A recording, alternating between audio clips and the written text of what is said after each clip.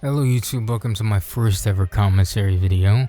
Today we're going to be commentating over some Plat 3 gameplay as Magik. I specifically wanted to talk about playing against triple support, which is very annoying, which a lot of you probably realized. I started off on the Moor because I just preemptively want to think about my healers when I play this game, and most people really don't look back for healers, so that's why I picked up the Moor, and I usually start off with the Moor to sort of see what the comp is. So I noticed they're running Strange, Hulk, Storm, and triple heal, which was Luna, Mantis, and Cloak and Dagger. So me, my job here was just to shoot at any healer possible, or Storm, because I know those characters will be the most problematic.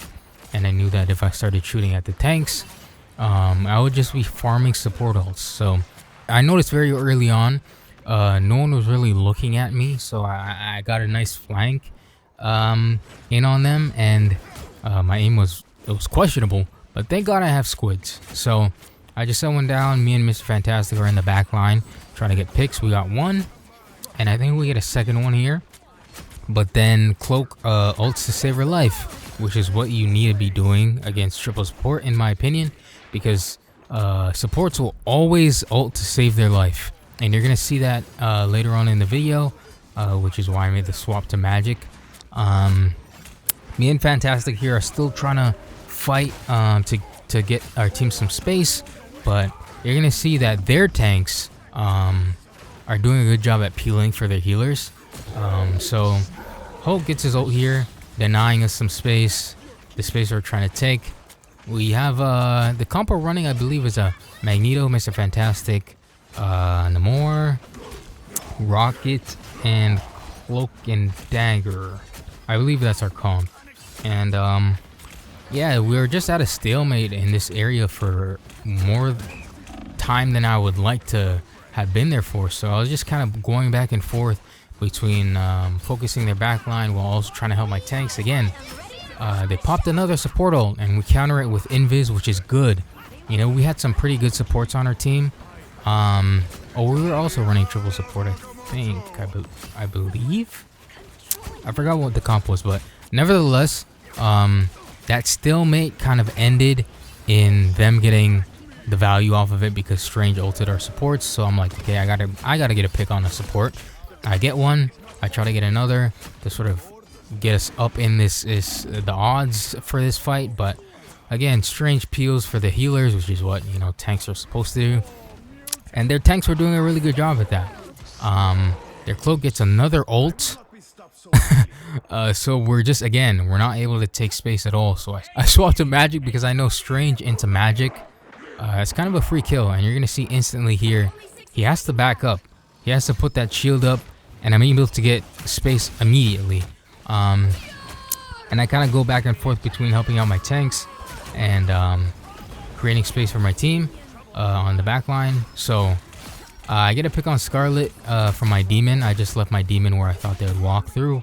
Then get a pick on Mantis. My team notices, and they walk up with me. Mr. Fantastic does a great job supporting me in my dive, as I kind of like split up the attention by being on the sort of left side of them. I messed up my combos a bit there, but it worked out fine. And I push up here to try to make sure they can't come back and deny us of this first point.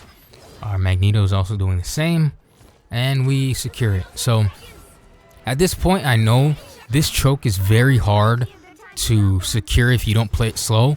I don't want to force anything here, but I noticed that Mantis was out of place, so I dive her, and she burns her ult. Again, playing triple support is just kind of getting supports to burn their ult when they don't need to, and just getting them to burn to save their life. And here, this is exactly what I ulted for. I just walk past the tanks, and I get them to burn both their support ults that they had left. And now it's kind of free game for us because we counter support ult. It's a good counter support from our invisible woman, and now we can just kind of fight like normal. And our Cloak saves us from this Doctor Strange ult, so he gets no value. and now I can just go back in the back line and do whatever I want. Me and Mr. Fantastic are just, you know, doing whatever we want. Even if Strange is peeling, he can't fight me because I can just kill him through his shield. And I know my team can handle Hulk and Scarlet, even though Scarlet tries to challenge me for whatever reason, dies for it.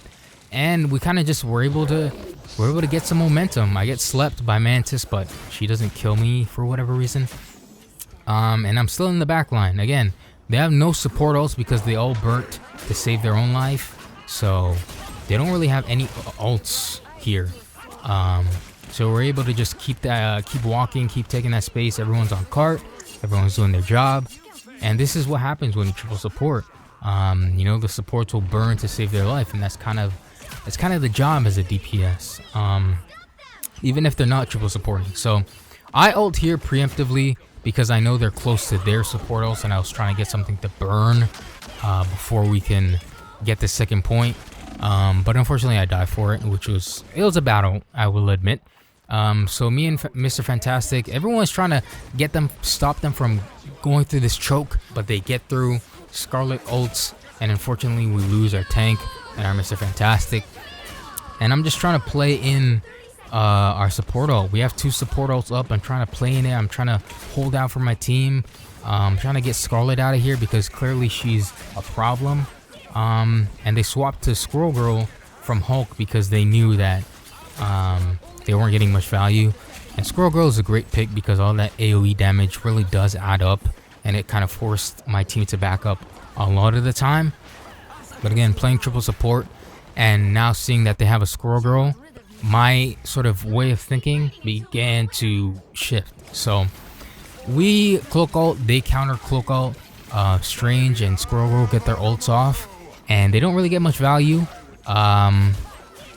We kind of live it, but then I die because again, Squirrel Girl's AoE damage is very troublesome.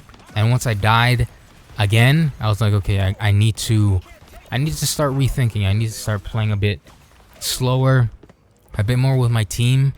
We unfortunately didn't get the second point, but you know, and I need to start playing a bit more passively. So on defense, I was like, I don't want to be too aggressive on defense as Magik because I just feel like if I die, the snowball effects are way worse. So I was just like, okay, let me just match triple support. We were running Penny, Magneto, Fantastic, Cloak, and Rocket. So I was like, if I play Magik, that's kind of like 4 tanks, and I don't really feel like we need that many tanky characters on defense.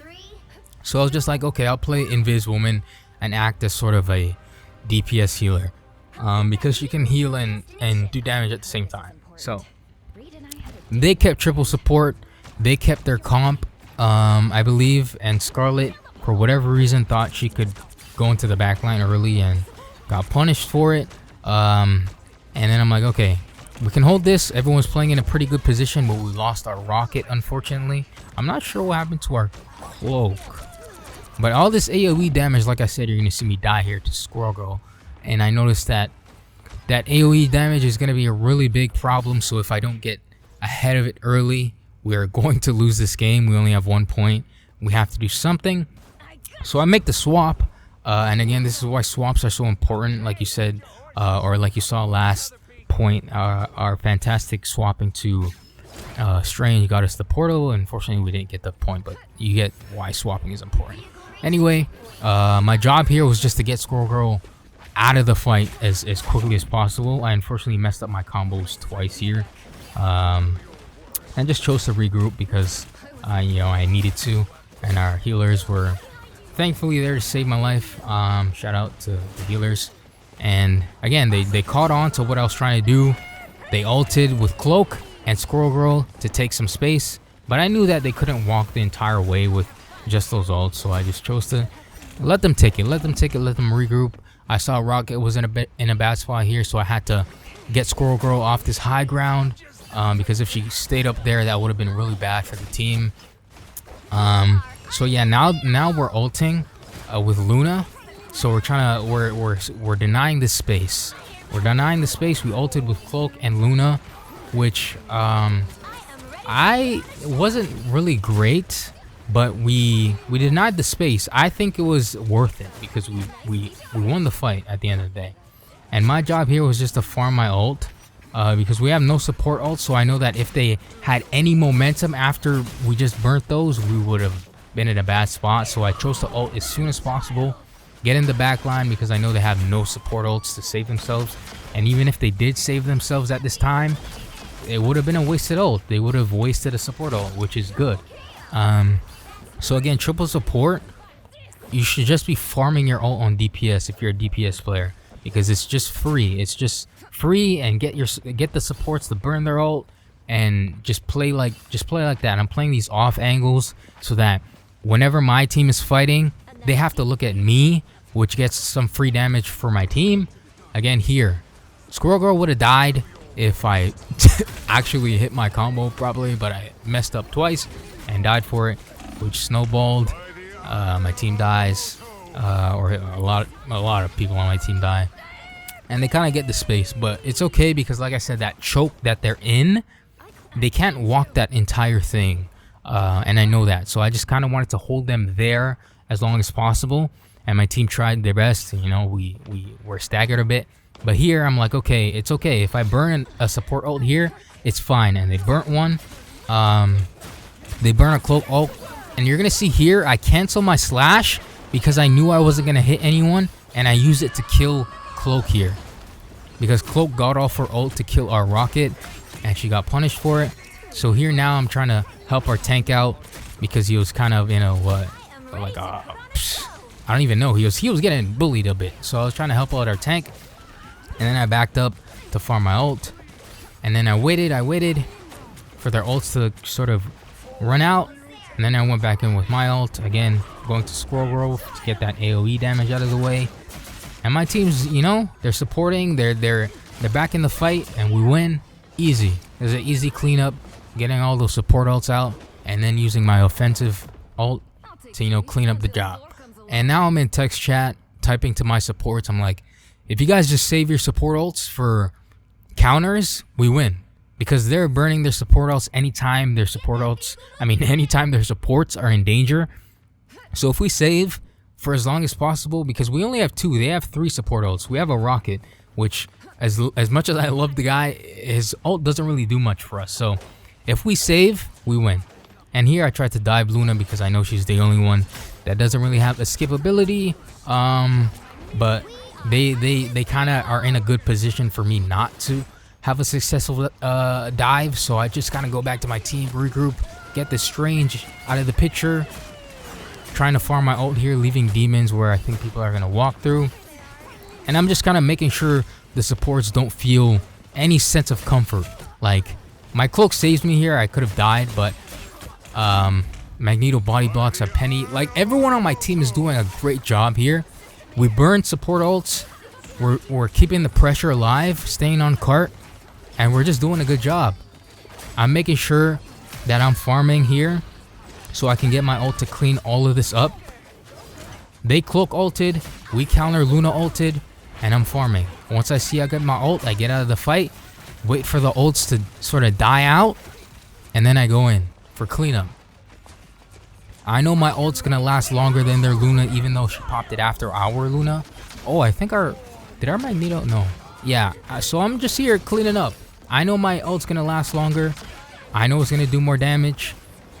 And we just went on cleanup crew as a team. And this is how support ults, like burning them early, is huge, especially on triple support.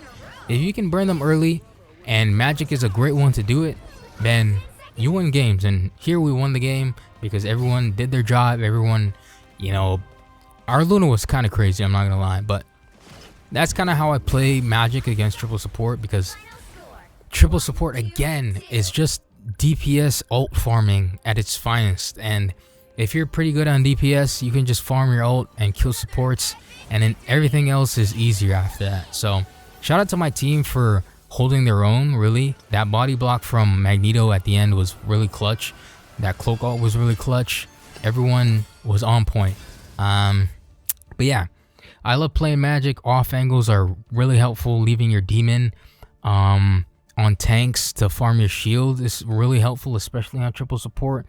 It just farms your ult, and the job is just so much easier. So yeah, if you have any questions, any comments, any feedback, please let me know.